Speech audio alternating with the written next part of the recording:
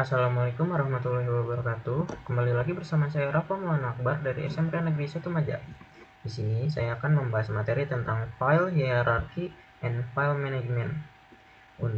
Nah, ini juga termasuk dalam melanjutkan pengerjaan dari LK2 ya teman-teman yang kemarin. Oke, materi-materi yang akan kita bahas. Yang pertama ada file hierarchy Linux. Itu struktur direktori standar seperti root, /bin, /etc, /home, /var, /proc, dan lainnya. Dan yang kedua ada navigating path, yaitu dua cara menunjuk lokasi file. Yang pertama ada absolute path, dan yang kedua ada relative path. Oke. Selanjutnya ada, apa itu file hierarchy? Linux menyusun seluruh file dan direktori dalam satu struktur pohon atau tree tunggal dimulai dari satu titik puncak yang disebut root atau slash, bukan dari huruf drive seperti C atau D. Yang pertama ada single root, semua drive, partisi, dan perangkat dipasang atau mount ke dalam satu pohon direktori yang sama. Yang kedua ada hierarkis. Setiap direktori bisa berisi subdirektori, membentuk struktur bertingkat seperti pohon terbalik. Dan yang ketiga ada standar atau FHS. Itu diatur oleh file system hierarki standar agar lokasi file konsisten di semua distro Linux. Nah, selanjutnya ada root and directory boot atau konfigurasi. Nah, yang pertama itu ada root itu sendiri, /root, akar dari seluruh sistem berkas Linux. Semua direktori lain berada di bawahnya. Dan yang kedua ada /bin atau essential binaries, yaitu perintah dasar sistem yang dibutuhkan semua user, termasuk saat pemulihan sistem. Yang kedua ada sbin atau sistem binaris, yaitu perintah khusus administrasi dan pemeliharaan sistem, biasanya butuh akses root. Dan yang ketiga ada /etc atau editable text configuration, yaitu seluruh berkas konfigurasi sistem dan aplikasi global. Dan yang terakhir ada /boot atau boot files, yaitu menyimpan berkas yang dibutuhkan untuk proses booting sistem. Nah, selanjutnya ada direktori pengguna dan data aplikasi. Yang pertama ada /home atau home directories, yaitu folder penyimpanan pribadi untuk masing-masing pengguna biasa. Yang kedua ada /root atau root home, folder home khusus super user, dipisah dari /home agar tetap bisa diakses. Dan yang ketiga ada /usr atau user system resource, yaitu aplikasi, library, dan data pendukung untuk pengguna biasa atau non-esensial. Dan yang keempat ada var atau variable data, yaitu berkas yang ukurannya berubah dinamis secara terus-menerus selama sistem berjalan. Dan yang terakhir ada /tmp atau temporary, yaitu penyimpanan file sementara milik aplikasi, biasanya dihapus saat reboot. Nah, selanjutnya ada direktori virtual kernel dan perangkat. Direktori ini menyimpan file fisik di disk. Isinya dibentuk secara langsung oleh kernel saat sistem berjalan. Yang pertama ada /proc atau process information, yaitu direktori virtual berisi informasi proses berjalan dan status kernel real time. Yang kedua ada /scs atau system, yaitu struktur informasi kernel, driver, dan device hierarchy. Dan yang ketiga ada /run atau runtime data atau RAM, yaitu data runtime sejak boot terakhir, file socket, seperti file socket, PID, dan state aplikasi. Dan yang terakhir ada /dev atau device, berkas representasi perangkat keras yang terhubung ke sistem. Nah, selanjutnya ada library pendukung dan titik mount. Yang pertama ada /lib atau essential shared libraries, library pendukung, yaitu library pendukung yang dibutuhkan oleh biner di /bin dan /sbin. Yang kedua ada /lib64 atau 64 min-bit shared libraries, yaitu versi 64 min-bit dari /lib pada sistem berarsitektur 64 bit. Yang ketiga ada /mnt atau mount titik kait sementara untuk memasang sistem berkas eksternal secara manual. Dan yang terakhir ada /media atau removable media, yaitu mount point otomatis saat perangkat media lepas pasang dihubungkan. Nah, bagaimana cara menuju ke lokasi file?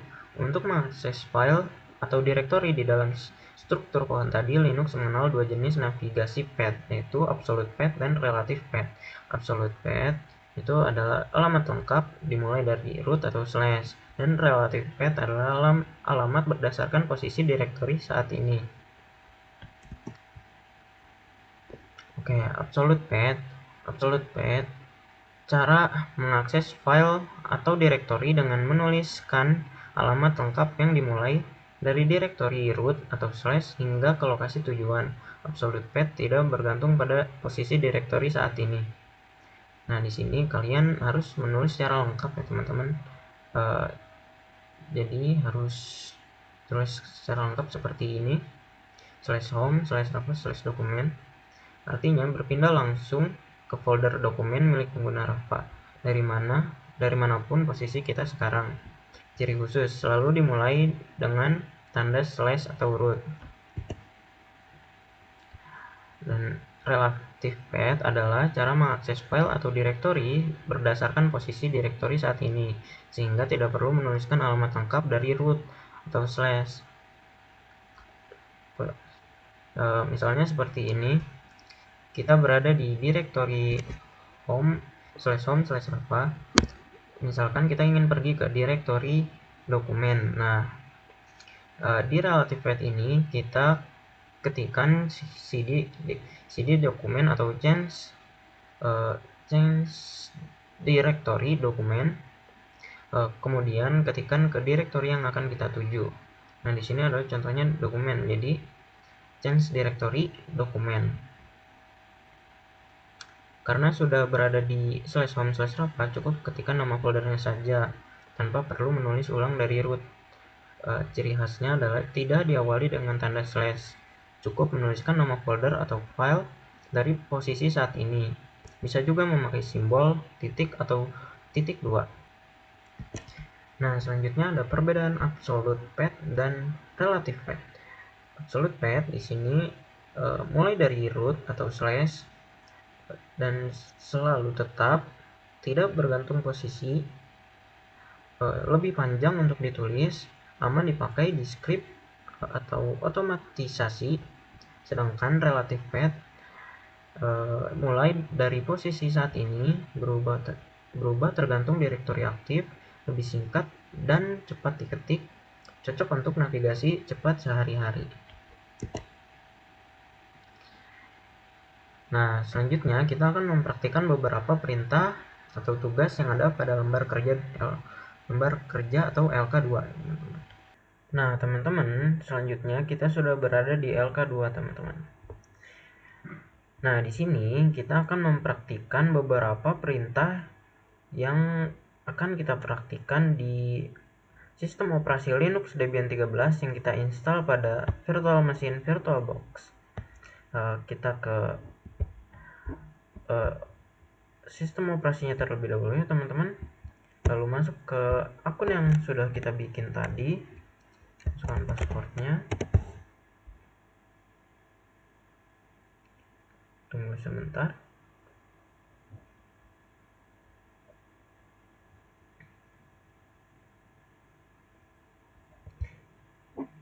Dan ketikkan terminal teman-teman.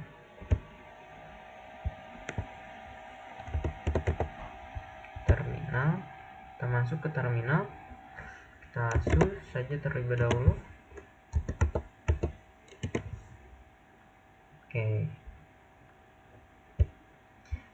Nah, di sini ada yang pertama ada titik 1. Contohnya adalah titik slash script, atau yaitu menjalankan script di folder saat ini. Artinya folder atau directory ini tempat Anda sedang berada sekarang. Dan yang kedua ada titik 2. Contohnya cd spasi titik 2, yaitu pindah ke folder 1 tingkat di atasnya. Artinya folder atau directory di atasnya naik 1 tingkat ke folder induk. Dan yang ketiga ada tanda cacing atau tilde. Contohnya ada cd spasi tilde, yaitu langsung kembali ke home directory. Artinya folder utama pengguna atau home directory, yaitu folder akun Anda sendiri seperti c/user nama Anda atau /home/nama Anda. Oke, di sini kita akan mempraktikkan yang 2 dan 3 saja langsung ya teman-teman. Oke, kita tuliskan cd spasi titik 2. Nah, di sini terlihat ya teman-teman bahwa ininya naik 1 tingkat teman-teman. Directory di atasnya naik 1 tingkat ke folder induk. Jadi atau kembali 1 tingkat teman-teman. Jadi kembali ke directory home. Nah, untuk yang tanda cacing atau tilde, kita akan mencobanya juga teman-teman. cd spasi tilde. Nah, ini kembali langsung ke directory awal teman-teman, atau langsung ke directory awal, tidak ada rafa tkj ataupun directory home.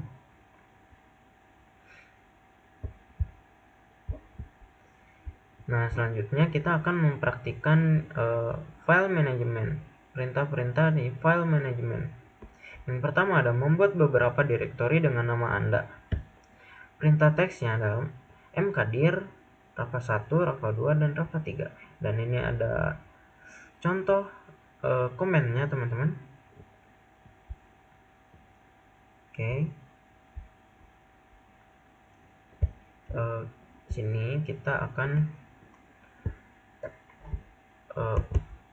ngeceknya juga secara GUI ya teman-teman. Jadi kita buka file terlebih dahulu.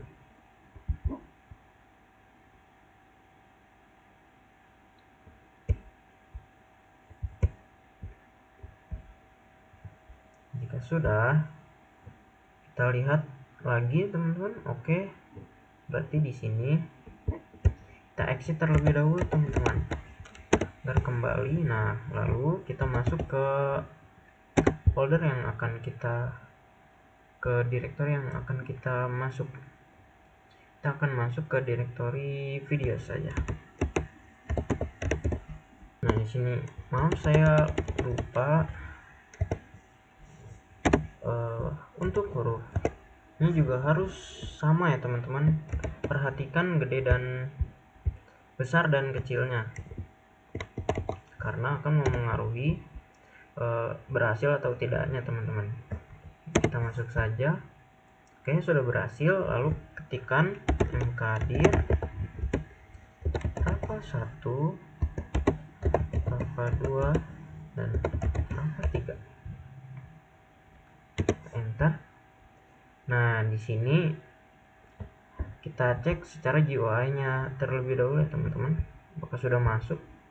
Nah, di sini juga sudah muncul teman-teman, sudah masuk, sudah ada. Nah, di sini jika kalian ingin mengeceknya secara CLI juga, kalian ketikkan saja ls inl videos. Teman-teman, -l saja.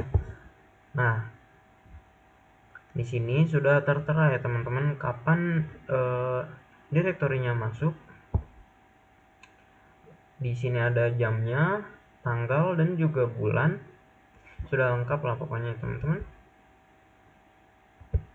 Nah, yang kedua ada membuat beberapa file di salah satu directory. Perintah teksnya adalah text1, text2, dan text3. Ini ada contoh komennya teman-teman. Seperti ini ya. Oke, kita akan mencobanya juga. Langsung saja teman-teman. Aduh, maaf. text1, text2, text3. Nah, di sini juga langsung muncul ya teman-teman, langsung tiga-tiganya sekaligus. Dan kita akan ngeceknya juga secara CLI. Nah, di sini juga masuk ya teman-teman. Ini untuk filenya sudah masuk sama. Dan untuk direktorinya juga sama, ada teman-teman. Oke, kita lanjut. Yang ketiga ada gandakan file dan direktori di salah satu direktori yang ada. Perintah teksnya adalah cp text1 spasi rafa 1 slash. Oke, ini ada contoh komennya teman-teman. Oke. Di sini adalah perintah untuk mengcopy teman-teman. Coba saja cp rafa 1 teman-teman, cp text1 ke rafa 1 slash. Nah, kita cek secara CL-nya terlebih dahulu teman-teman. ls l rafa 1. Nah, di sini ada file yang tertera teman-teman, ada file yang masuk, itu text1. Nah, di sini kita akan mengeceknya juga secara GUI teman-teman. Kita buka. Nah, di sini juga sudah tertera ya teman-teman, sudah masuk. Sama. Oke. Kita lanjut. Yang keempat ada pindahkan file dan direktori ke salah satu direktori yang ada dengan nama yang baru. Untuk perintah teksnya ada mv text.txt dan rafa ke rafa 3. Ini ada contoh ininya teman-teman, contoh komennya. Oke, kita coba. Aduh, maaf teman-teman.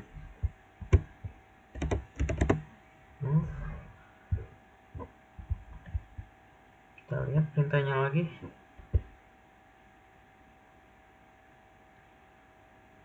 Text1 dan rafa 3. Text1 slash.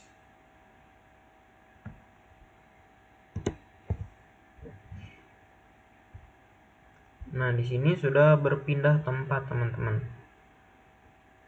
Sudah masuk ke rafa 3. Kita cek secara GUI-nya juga. Aduh, maaf teman-teman.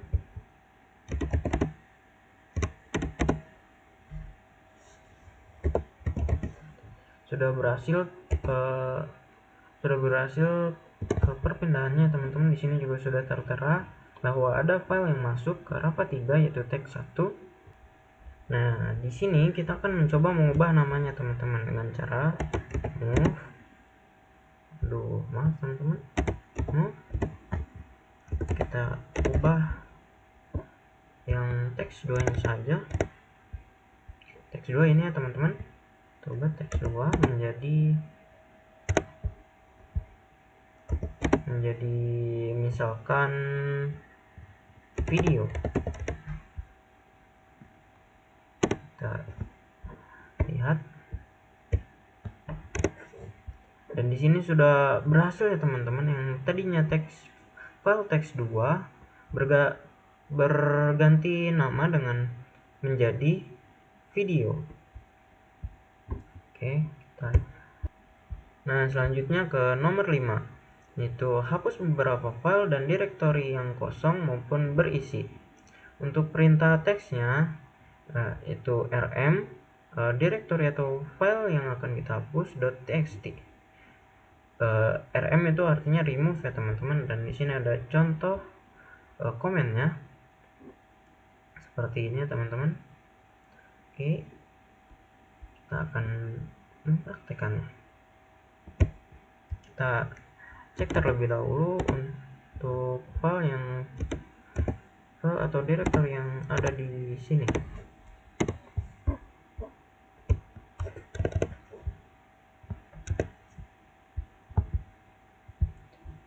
Nah, kita ke Ctrl L dulu ya teman-teman agar bersih.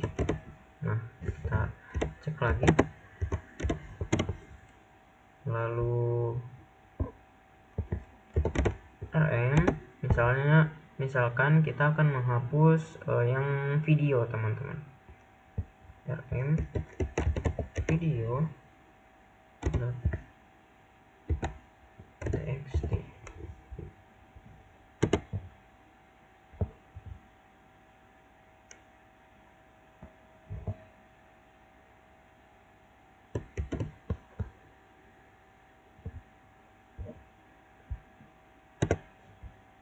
Kita ketikkan lagi, kita cek lagi teman-teman dengan cara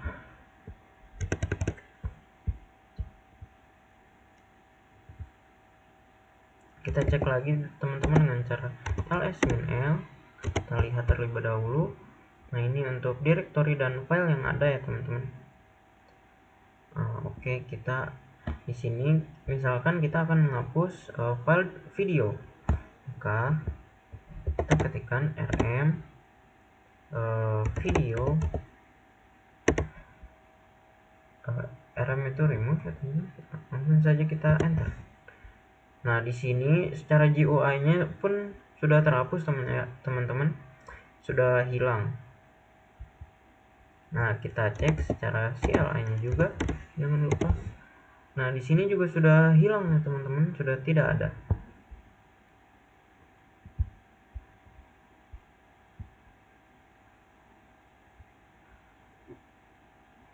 Oh iya.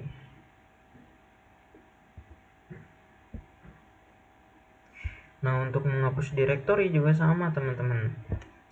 Di sini kita ketikkan saja rm rafa 1. Aduh, maaf teman-teman. Nah, ini jika kalian ingin menghapus direktori, maka komennya juga bukan seperti ini ya teman-teman. Beda lagi. Direktori tidak bisa dihapus dengan komen seperti ini. Kita coba hapus dua-duanya sekaligus dengan kita coba hapus teks 3 dan rafa 1. Nah, yang hilang hanya teks 3-nya teman-teman. Untuk rafa 1-nya tidak bisa dihilangkan atau tidak bisa dihapus karena itu adalah direktori. Oke, selanjutnya atau yang terakhir ya teman-teman, tampilkan isi direktori disertai informasi dari setiap isi direktori. Untuk perintahnya ada ls-l misalkan folder 1. Oke, kita coba. Nah, ini caranya sama seperti tadi ya teman-teman. ls-l kita coba lihat ke direktori rafa 2. Nah, di sini 0 teman-teman. Nah, berarti di dalamnya tidak ada file teman-teman, tidak ada isinya atau tidak ada isinya. Nah, kita coba ke yang ada isinya, yaitu rafa 1. Oke, ls, aduh maaf teman-teman, rafa 1. Nah, di sini juga ada teman-teman. Jadi caranya sama lah seperti tadi yang sudah saya praktekkan, yang sudah saya coba. Di sini tertera bahwa teks 1 ditambahkan pada bulan Agustus tanggal 10 jam 8.47. Oh iya, saya lupa teman-teman. Untuk yang menghapus directory tadi kita bisa menggunakan rm min rf lalu nama direktorinya teman-teman, misalkan Rafa 1 dan Rafa 2. Nah, ini berarti sudah tidak ada teman-teman. Sisa Rafa 3 sudah terhapus, sudah berhasil terhapus.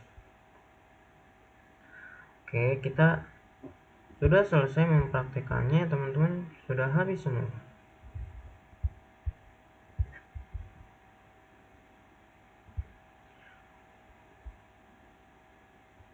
Oke, mungkin sekian dari saya teman-teman karena materi sudah habis ya. Karena sekian penjelasan materi dari saya.